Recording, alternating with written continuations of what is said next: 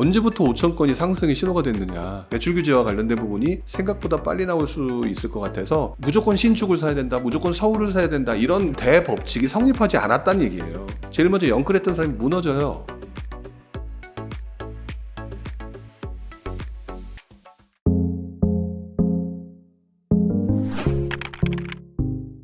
네, 안녕하세요. 부동산 투자자로서 살고 있고, 여러분들한테 부동산과 관련된 올바른 정보를 제공하고자 하는 목적으로 부화지식의 배움터라고 있는 회사를 운영하고 있는 불용 신영강이라고 합니다. 반갑습니다.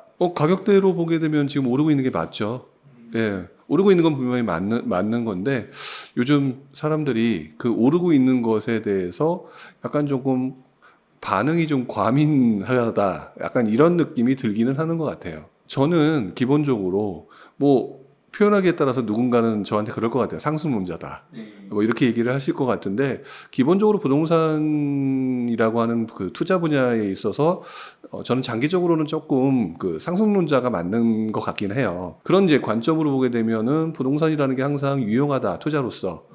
자, 이렇게 생각하는 입장이기 때문에 부동산 시장이 항상 우상향한다라고 하는 것에 대해서도 어느 정도 동의를 하는 입장이거든요. 근데 최근에 시장 상황이 이번에 이제 상승한다, 이게 얘기가 나오는데 바로 직전에 엉망이었잖아요. 엉망이었기 때문에 지금 상승하고 있는 모습은 아주 자연스러운 저는 회복장이라고 봐요. 자연스러운 회복장인데, 이 자연스러운 회복장이라고 하는 부분이 앞으로 또 이제 우리가 지난 2019년에서 20몇 년에 그 21년 요때 경험했던 거대한 상승장으로 말하기에는 아직 좀 시기상조로 보여지는데, 별로 시장이 좋지 않다가 상승한다라고 얘기하니까 왜 이렇게 설레발치는 사람들이 많은지. 그러니까 저는 상승장이라고 얘기를 하는 게 직전을 기준으로 해서 기준점을 잡았기 때문에 상승장을 표현하는데, 저는 좀 더 넓게 보게 되면 이건 지금 회복장인 거야, 이렇게 말씀을 드리고 싶어요. 언제부터 5천 건이 상승의 신호가 됐느냐. 그것도 기준점이 잘못 잡혔은 거예요. 왜냐하면 5천 건이라고 얘기하는 거는 그 직전에 예를 들어서 뭐 몇백 건, 1,000건, 뭐 1,500건 이런 거래량이 있었기 때문에 5천 건이 대단해 보이는 거거든요. 그렇잖아요. 그러니까 기준을 어떻게 잡느냐에 따라서 이 떡이 막 커 보이느냐 작아 보이느냐의 문제인데, 우리가 알고 있는 엄청난 상승장이었던 뭐 2019년에서 2021년 이때의 거래량은요, 10,000건이 넘었어요. 그러면 그때를 기준으로 하게 되면 지금 5천 건이 과연 이게 상승장일까요? 기본적으로 시장은요, 상승만 하지도 않고 하락하는 것만 하지도 않아요. 그렇기 때문에 저는 장기 우상향이라고 말씀드렸잖아요. 장기 우상향이라고 말씀을 드렸기 때문에 장기적으로는 우상향으로 치켜뜨고 있는 가운데에서 상승과 하락을 반복하는 장이라고 저는 생각을 해요. 하지만 추세 자체는 상승으로 간다는 거죠. 아무래도 인플레이션 이런 걸 감안하게 되면. 그렇기 때문에 지금 현재 사람들이 자꾸 얘기를 하는 이 부분이 있잖아요. 직전에 많이 떨어졌기 때문에 우리 2021년도에 전고점 엄청나게 올랐다. 그때 솔직히 말하면 다들 미쳐 돌아갔던 건 인정하셔야 되잖아요. 인정하고 계시잖아요. 그렇기 때문에 약간 좀 오버페이스가 나서 많이 올랐다가 좀 떨어졌단 말이죠. 그리고 또 심지어는 한때 뭐 2022년, 2023년 초 이때는 뭐 40%가 떨어졌네, 30%가 떨어졌네 이랬잖아요. 그거와 비교하게 되면 사실 너무 많이 떨어진 거거든요. 그런 가운데서는 당연히 회복되는 프로세스로 갈 수밖에 없어요. 더더구나 정부가 여러 가지 시장이 더 떨어지지 않도록 각종 대출 규제나 이런 것들, 기타 규제나 이런 것들을 조금 풀면서 사람들로 하여금 심리적인 안정을 줬고요. 여기에 그렇게 우리들을 힘들게 만들었던 미국의 금리 인상과 이런 것들이 이제 떨어진다고 얘기를 하니 심리적으로 얼마나 안정적인 효과가 나타나겠어요. 더더구나 지금 어떻게 보면은 시기적으로 많은 사람들이 움직이기 좋았던 시기잖아요. 그 봄 시즌에. 그런 것들이 계속 이어지다 보니까 당연히 회복장이라고 하는 현상이 나타나는 것들이었었다고 봐야 되는데, 직전이 너무 힘들었으니까 자꾸 이걸 설레발을 치는 것 같은데, 그렇게 단기적으로 하시는 분들은 제가 보는 관점으로 투자자라고 보기 어렵다. 그러니까 제발 좀 설레발을 치더라도 큰 그림으로 거시적인 부분을 좀 보면서 얘기를 했으면 좋겠다. 물론 저도 이렇게 얘기하면은 요 내용만 끊어서 얘기하면 저를 하락론자인 줄 알아요. 어떤 분들은 되게 보수적이고 하락론자인 것처럼 하락론자가 됐나 이렇게 얘기를 하시는데, 저는 기본적으로 상승론자예요. 하지만 시장을 보는 데 있어서 단기적인 요인만 가지고 세상을 평가하는 그 내용들 쳐놓고 맞는 적이 별로 맞지가 않다. 그렇게 보게 되면 지금은 회복장이고 직전이 워낙 안 좋았기 때문에, 그리고 이제 차근차근 이제 구조적으로 지금 뭐 공급 부족이나 이런 것들이 만들어질 걸로 보이기 때문에 우상향 쪽으로 흘러가는 건 맞으나 지금 막 설레발치고 아무나 집 사라라고 얘기할 만한 때는 아닌 것 같다. 이렇게 말씀을 드리고 싶죠. 일단은 지금 올라왔잖아요. 네. 잠시 주춤하는 상황이 만들어질 가능성이 높아요. 물론 그 정도의 차이는 있을 것 같아요. 그게 한 달일지 네. 한 6개월일지 그건 모른다는 건데, 분명한 거는 지금 이러한 현상들이 네. 단기적으로 이렇게 많은 분들이 그 얘기를 하고 언론에서 호들갑을 떨기 시작하게 되면은 정부 입장에서 부담스럽거든요. 네. 그때 나오는 정부의 정책들은 기본 프로세스가 항상 과거부터 있었던 패턴인데 대출 규제라는 걸로 대응을 해요.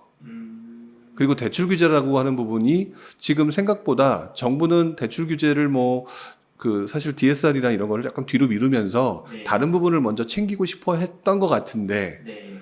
지금 이것들 때문에 호들갑이 떨고 이런 상황이 만들어지면서 지금 가계부채와 관련된, 그다음에 대출 규제와 관련된 부분이 생각보다 빨리 나올 수 있을 것 같아서 네. 잠시 주춤할 가능성이 있어 보여요. 하지만 큰 그림으로 보는 분들 입장에서는 그런 단기적인 부침에 대해서 신경 쓰지 말고 투자를 어떻게 할 것이냐에 대한 대비를 하셔야 될 것 같고, 네. 그런 관점으로 보게 되면은 24년 하반기 조금 들쑥날쑥할지는 모르겠으나 네. 장기적으로는 우상향을 하는 데 있어서 탄탄한 바닥을 다지는 형태의 흐름으로 만들어지게 되지 않을까, 이렇게 예상을 하고 있습니다. 우상향 속에 상승과 하락이 반복된다고 말씀드렸잖아요. 네. 근데 무주택자분들은 그거를 견딜 수 있는 배짱이 없어요. 기본적으로. 네. 그러니까 무주택자인 거거든요. 물론 이렇게 말씀을 드리면 우리를 무시하느냐 이렇게 생각하실 수도 있겠지만, 냉정하게 30-40% 떨어졌던 2022년, 23년 요때 장에서 못 산 나를 생각해 보시라고요. 왜 못 샀을까? 더 떨어질까 봐 못 샀던 거잖아요. 제가 왜 이렇게 말씀을 드릴 수밖에 없느냐? 저도 옛날에 그랬단 말이죠. 무주택자 분들은 기본적으로 어떤 거에서 반응을 하게 되냐면요, 떨어지면 지가 나오고 그러는데 이게 샀었어야 되는데 라고 뒤늦게 얘기를 할지언정 막상 떨어졌을 땐 못 사요. 그리고 오를 때 조급해하죠. 네. 그러면서 또 기다려 볼까? 라고들 얘기를 하거나 그렇게 얘기하는데, 네. 제가 투자를 했던 지난 한 20년 이상, 30년 가까운 세월 동안 무주택자분들이 했던 패턴들을 생각을 해보게 되면 고민하지 않으셨으면 좋겠어요. 이제는 여러분들의 선배들 있잖아요. 네. 무주택자 선배들이 시간이 가면 갈수록 사면서 바뀌어가거든요. 사봐야 아는 거고, 일단 기본적으로 고기 맛도 먹어봐야 아는 거니까 일단 사봐야 되는 상황인 것 같다. 더더구나 구조적으로 지금 뭐 전세 가격 상승, 공급 부족 얘기하고 있잖아요. 우리 뭐 경제학에서 말하는 공급 부족이면은 가격 상승이다, 이런 거 많이 배워왔잖아요. 그러면 기본적인 큰 방향성이 그렇게 보여진다면 베팅하는 게 맞잖아요. 더 떨어지기를 바란다? 그때 가서 못 산다니까요. 여러분들의 선배들 그렇고 여러분들 그렇고 다 그렇게 떨어졌을 때 못 샀어요. 네. 그렇기 때문에 지금 사는 게 맞다. 중요한 거는 그거에 대한 정답을 찾는 게 아니에요. 그분들이 그거에 대한 정답을 찾으려고 드니까 투자들 못 하거나 네. 또는 집을 못 사는 거거든요. 네. 왜? 나는 잘 안 사는데 한 번 사면 그걸로 확 올라야 되고, 그렇죠? 근데 사실상 이분들은 또 거기다가 자기 나름대로의 어떤 그 속에 기준들이 있을 거예요. 어느 정도, 어느 아파트 정도는 살아야 된다. 그 기준이 냉정하게 좀 보셔야 되는데 냉정하게 보지를 않아요. 난 이 정도 아파트에 살아야 돼라고 얘기했는데 거기는 한 20억 정도 돼. 근데 내가 가지고 있는 돈은 한 5억밖에 없어. 언감생심 생각하지 말아야 되거든요. 근데 머릿속에서는 이거 20억짜리만 보고 있단 말이죠. 네. 그리고 그 아파트가 떨어질 때까지 기다리려니까 너무 가격이 높으니까 폭락을 해야 되는 거예요. 자꾸 이런 식으로 흘러가게 되는데, 중요한 거는 시장이 한번 움직이잖아요. 그러면 A급에서 B급, B급에서 C급으로 흘러가게 되어 있고요. 그러면서 불균형한 상황이 만들어지게 되면 그게 다시 균형점이 맞춰지면서 외곽으로 흘러가는 모습이 보여요. 그렇다면 지금 현재 많이 올라갔다. 그 A급 지역을 보니까 내 돈으로 택도 없다. 근데 딱 보니까 B급이나 C급이 안 움직였다. 근데 내가 가지는 돈이 서울의 C급이었다. 그럼 서울 C급 사셔야죠. 쓸데없이 A급, B급 가지고 설레발 칠 필요 하나도 없는 거예요. 왜? 서울은 전체적으로 A급이에요. 당신 마음에 안 들 뿐이지. 이렇게 생각하면 심플한 부분인데 그렇게 가는 분들이 많지 않아요. 무주택자분들은. 그래서 이분들한테는 그냥 간단하게 얘기를 하고 싶어요. A급, B급, C급 중에서 대다수의 사람들이 좋아하는 수요가 많은 지역이라고 한다면 네. 내 기준 무시하시고 내 기준 무시하고 아직 덜 오른 곳을 사라. 그리고 난 다음에 정말로 당신이 가고 싶은 데를 또다시 그런 방식으로 상급지 이동을 노려라. 다음번에. 네. 근데 지금은 그 단계가 아니니 그 단계 전에는 상승의 흐름 속에서는 내가 일단 사놓는 게 좋은 거죠. 그렇게 가는 게 맞아요. 헬리오시티나 둔촌주공이나 돈 있어서 살 사람들 다 샀어요. 돈 안 되는데 사고 싶어서 그런 거예요. 제가 볼 때는. 그렇기 때문에 본인이 제가 그럼 앞에서 그랬잖아요. 그럼 B급 아니면 C급 가라. 왜 자꾸 그 A급 붙들고 지금 그러고 있느냐. 떨어지길 기다리면서 입 벌리고 감 떨어질 때까지 기다리는 거랑 다를 게 없거든요. 네. 그 바보 같은 짓인 거거든요. 왜 그런 짓을 하느냐. 물론 나는 둔촌주공 정도는 살아야 된다라고 생각하는 그런 건 아우라는 갖고 싶겠죠. 그러면 둔촌주공 옆에 상대적으로 덜 오르거나 더 영향을 받을 때가 있거든요. 네. 전략적으로 좀 접근하셨으면 좋겠어요. 무주택자인 분들이 제가 볼 때는 돈은 남아 넘치는데 그냥 안 산 분들이 아니에요. 기본적으로. 일단은 시장도 잘 모르고 기본적으로 세상에 나와서 시장도 잘 모르는 상태에서 부동산 시장이 돌아가는 것도 잘 몰라요. 근데 단지 제가 원하는 아파트가 이건 거예요. 근데 그렇게 해서 하는 거 어머니 아버지가 돈을 빌려주실 수 있는 상황이 돼서 갈 수 있다면야 무슨 고민을 하겠어요. 근데 그러지 말고 둔촌주공에서 꼭 시작해야 된다는 보장이 뭐가 있을까요? 둔촌주공 옆에 있는 아파트는 그러면은 아파트가 아닌가? 이렇게 생각할 수도 있는 거거든요. 그 옆에 강동구도 있고요. 차근차근 올라오면서 실력을 늘려갈 생각을 하게 되면 그 옆에 있는 강동구 뭐 예를 들어서 뭐 고덕동이나 명일동에 있는 아파트 되게 좋은 거 많고요. 그다음에 송파구에 있는 가락동이라든지 오금동, 거여동 이쪽에서도 괜찮은 아파트 많거든요. 그거는 쳐다볼 생각 안 하고 있는 거잖아요. 네. 그런 행동을 보이는 게 저는 맞지 않는 행동이라고 생각해요. 그렇기 때문에 저는 뭐 어느 아파트를 딱 찍어서 둔촌주공이냐 뭐 아까 말했던 헬리오시티냐 이렇게 하면서 하는 그 내용들이 어떻게 보면 이 유튜브를 보시는 분들의 입맛에 맞을 수 있을지는 모르나 그 질문 자체가 여러분들로 하여금 진짜 투자를 하는 방법을 배우게 만드는 건 같지는 않아요. 그러니까 저는 그 옆에 있는 것부터 찾아보시라. 네. 돈이 되는 거에서. 그러니까 뭐 되게 복잡하게 얘기를 했는데 네. 냉정하게 말하면 나 아는 게 하나도 없다는 거거든요. 그리고 두 번째 잘못된 게 뭔지 아세요? 그런데 누구인지도 모르는 사람 의견을 듣고 그걸 사람에 따르겠다는 얘기예요. 멍청한 행동 아닐까요? 네. 그건 진짜 멍청한 행동이거든요. 중요한 거는요. 그 사람이 그렇게 얘기했어? 그게 진짜 맞을까? 그러면 그런 자료들 찾아보는 거 되게 많거든요. 그리고 우리 냉정하게 당장 몇 년 전을 보게 되면 아마 여러분들 중에 상당수는 관심 없었으니까 모르셨을 텐데 저같이 계속해서 또는 부동산에 관심 있는 사람 보셨으면 아실 건데요. 처음에 강남부터 올라요. 그러면 그 뭘 보니까 사람들이 강남으로 몰려갔죠. 네. 강남이 비싸니까요. 너무 비싸니까 못 사겠다 생각이 드니까 사람들이 마용성으로 갔어요. 그러면 그렇게 돼서 마용성으로 갔으니까 나머지 동네가 안 올라느냐? 나중엔 서울이 다 올라요. 그리고 난 다음에 지금 말씀하셨던 것처럼 신축을 먼저 선호를 하죠. 네. 근데 신축이 너무 비싸면 구축으로 가서 구축 아파트가 올라서 서울에 있는 구축 아파트 다 올랐고요. 하다 보니까 나중에 경기도, 인천, 수도권에 있는 아파트가 다 그런 식으로 다 올랐어요. 그러면 아무것도 안 하고 신축만 쳐다보고 나 조건도 안 되고 당첨 확률도 떨어지는 그 말도 안 되는 확률을 노리면서 기다린 사람이 현명한 투자자였을까요?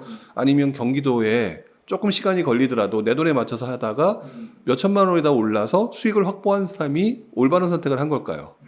저는 후자가 맞다고 생각해요. 그거를 경험을 해보게 되면 부동산에 관심을 갖게 되고 공부하게 되죠. 그러면 유튜브에서 말하는 사람들의 내용이 맞느냐 틀리냐를 스스로 판단할 수 있게 된단 말이죠. 네. 지금 유튜브에서 떠드는 사람들 중에 상당수가 제가 볼 때는 2019년 또는 아무리 빨라야 2010 한 2, 3년 요때부터 시작한 경험을 가지고 있는 사람들이 자신들이 굉장히 모든 것을 아는 것처럼 떠들어대는데 제가 볼 때 그분들이 모르는 장이 하나가 있어요. 2013년, 4년 얘기를 하게 되면은요, 침체장의 시장이 어떻게 돌아갔는지를 몰라. 그러니까 지금 그분들이 얘기하는 얘기를 자세히 들어보게 되면은요, 신축 아파트를 사라, 서울만 사라. 저는 그 말이 되게 웃긴 거예요. 왜? 제가 그분들의 말을 부인하는 게 아니에요. 네. 실제로 그분들이 말하는 그 내용들이요, 네. 지난 그 2014년도 이후부터 일어났던 현상들이거든요. 네. 근데 그거를 우리는 단순하게 줄여서 상승장이라고 얘기를 해요. 즉 바꿔 말하면 상승장에 있었던 모습만 본 거예요. 네. 그것들을 모든 세상에 적용된다고 지금 본인들이 떠들고 있는 거거든요. 네. 침체기 그렇게 안 움직였어요. 침체기 때는요, 안 사요, 사람들이. 안 사거든요. 안 사니까 전세를 들어가요. 네. 이 시장의 모든 메커니즘의 근간을 움직였던 건 전세 가격 상승이고요. 네. 전세 가격 상승을 하게 되면 잘 보세요. 지금 신축 살아야 된다고 얘기하죠. 네. 그러면 전세 가격 상승돼서 그 당시 갭 투자가 유행하잖아요. 네. 갭 투자가 유행하면 신축이 유리할까요? 구축이 유리할까요? 그래서 구축 아파트가 인기가 많았어요. 그러니까 구축이 먼저 오른다, 신축이 먼저 오른다를 얘기를 함부로 할 수는 없겠지만 네. 시장 상황에 따라서 사람들이 돈을 벌 수 있는 대상을 찾아서 움직이다 보니까 무조건 신축을 사야 된다, 무조건 서울을 사야 된다 이런 그런 대법칙이 성립하지 않았다는 얘기예요. 근데 그 얘기가 막 맞는 식으로 막 떠드는 거를 보면서 제가 유튜브에서 가끔은 저격하고 싶을 때가 있어요. 저렇게 얘기하면 안 되는데 진짜 그러니까 부동산 투자자라고 얘기하는 사람들, 부동산 하는 사람 다 도매금으로 욕먹고 있지 이런 생각들을 하게 되는 거예요. 네. 근데 제가 볼 때는 지금 시장이 침체장이냐 상승장이라는 게 중요한 게 아니고 네.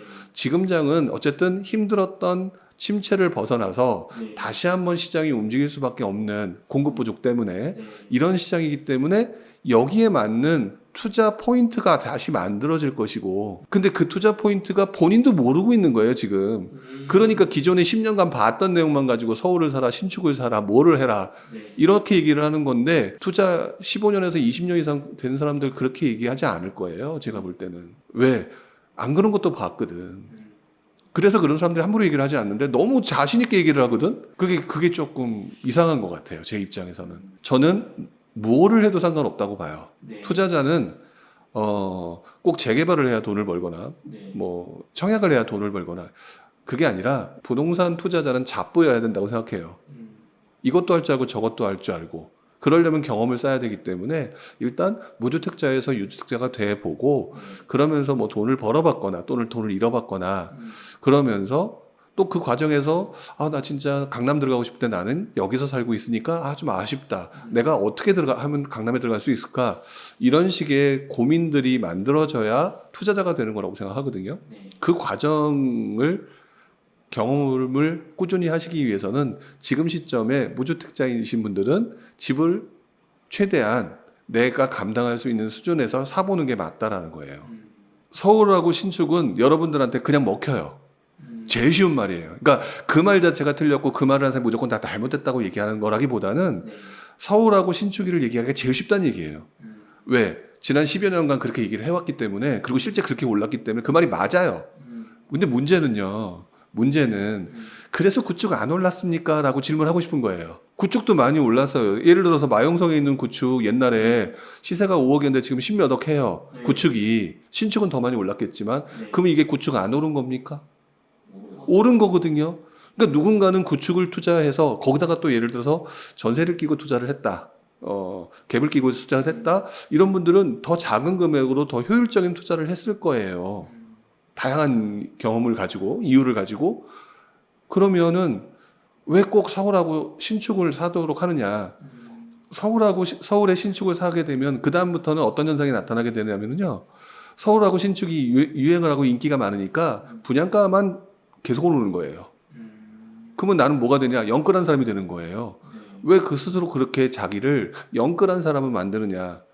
이 시장에서 가장 위험한 사람은 영끌했는데 시장이 휘청휘청 되는 여러 가지 상황이 만들어졌을 때는 제일 먼저 영끌했던 사람이 무너져요. 그런 사람이 되는 것들이 그게 바로 저는 그거라고 생각하거든요. 손자병법에서 나오는 지피지기면 백전 불태란 말. 네. 우리 백전백승이라고 얘기하는 그 말. 네. 백전불태란 말은요. 위태롭지 않게 만드는 거예요. 자기 자신을. 영끌하는 것 자체가 자기 자신을 갑자기 시장의 변화가 나타났을 때 무너질 수밖에 없는 환경에 자기를 만들어 놓는 거거든요. 네. 그렇게 하면 안 된다고 생각하기 때문에 아까 말했던 그 서울의 신축, 그러니까 서울의 신축이 해답은 될 수 있어요. 정답은 아니라는 거예요.